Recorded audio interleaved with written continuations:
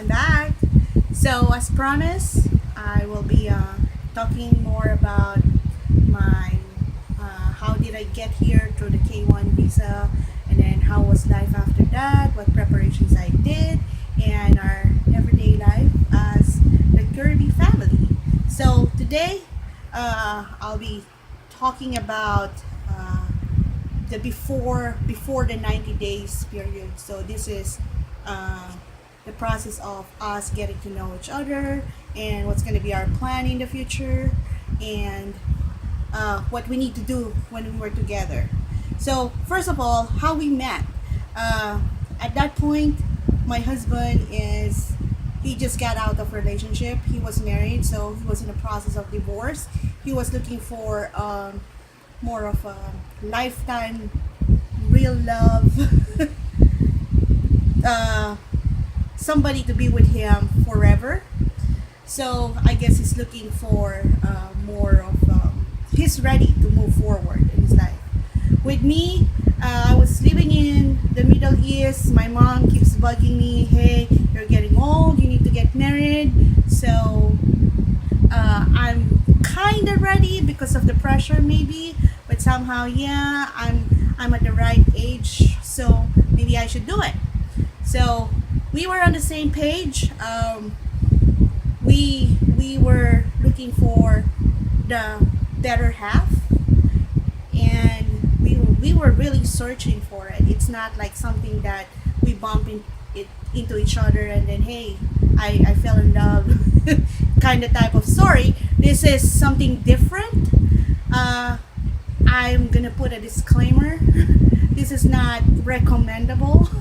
Probably no longer safe at this time. We use Craigslist. So he posted an ad on Craigslist. He is looking for a relationship, and I was looking for somebody too. So I saw his ad. I responded to his ad, and our story began on that period. Like I said, don't do this. Craigslist was way safer 7 years, 8 years ago than it is right now. So just a disclaimer, kids, please don't do it. It's not very recommendable. We just got lucky that it worked for us.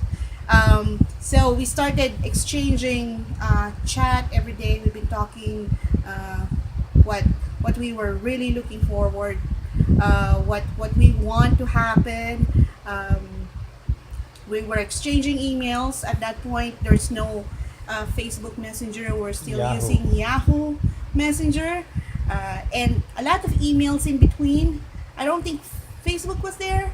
Yeah, Facebook was there, but Yeah. it's not. And there's Friendster. Yeah. So it wasn't as famous as right now. There's no Instagram yet. But it worked for us. The communication, there was also a video chat with Yahoo Messenger at that point. So we had voice call, we had video call, chat, and emails.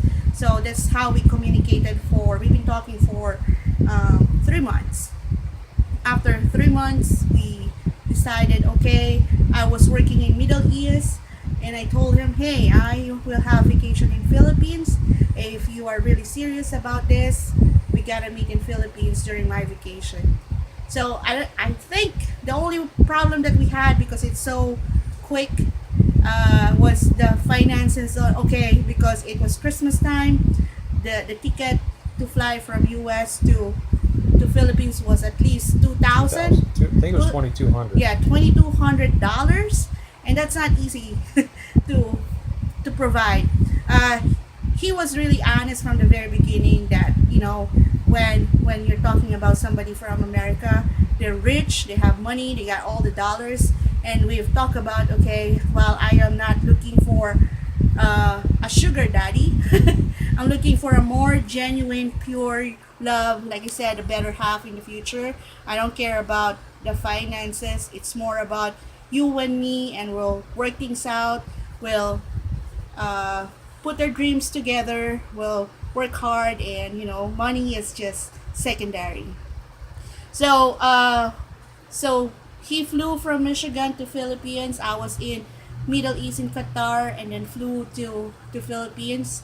Uh, we made we made an agreement that because talking through technology is different when you see a person in when you see each other in person.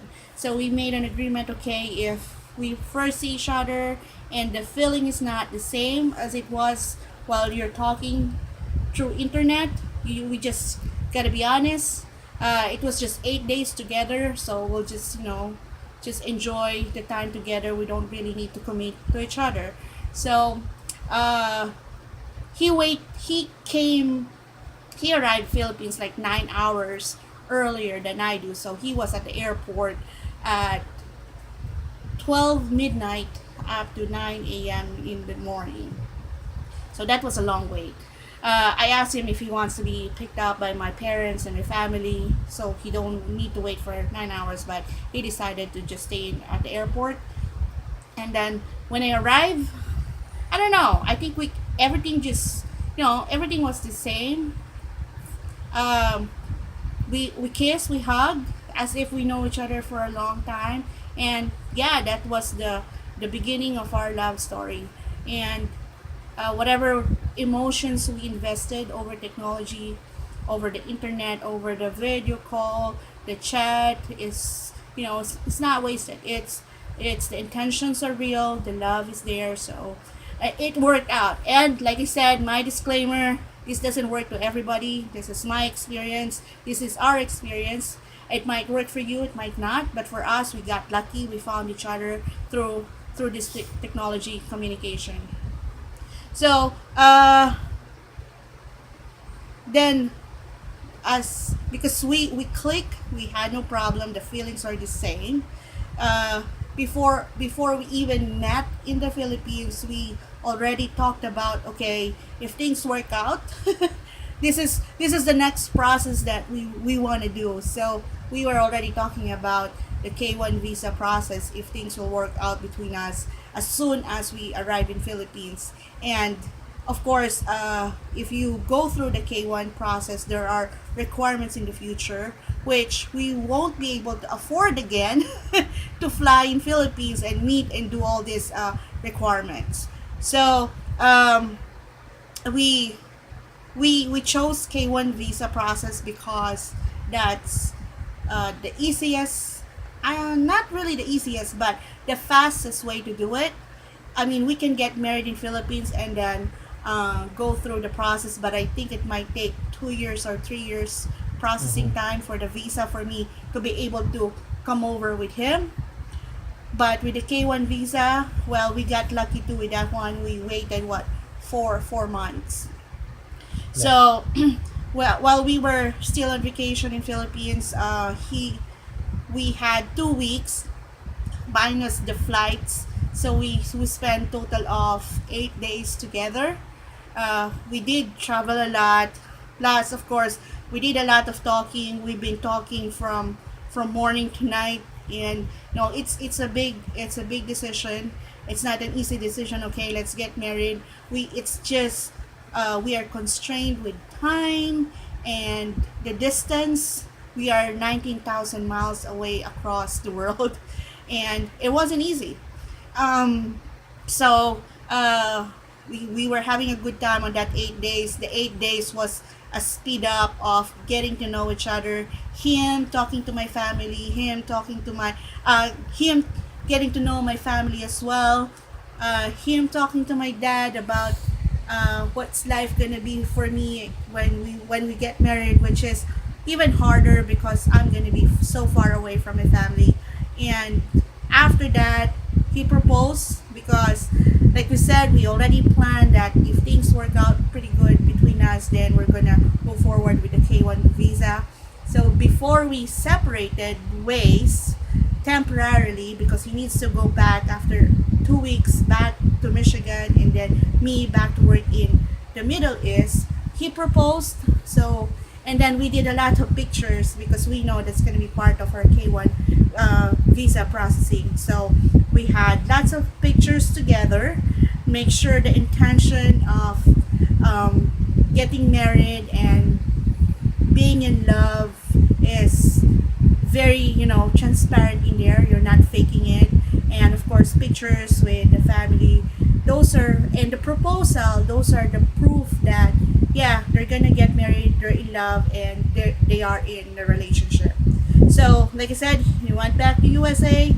I went back to Qatar, and that's the beginning of our K1 visa processing. And on my next vlog, I'll be talking about the process of the K1, what are the requirements, what to expect, how much it's gonna be, and this is my experience. This probably could have changed. It depends on what person, what time. This What I attorney? Yep. And I'm not professional. I'm not an expert. I'm just sharing my experience straight from the heart, and hopefully you learn something from this. So I'll see you in my next vlog, and have a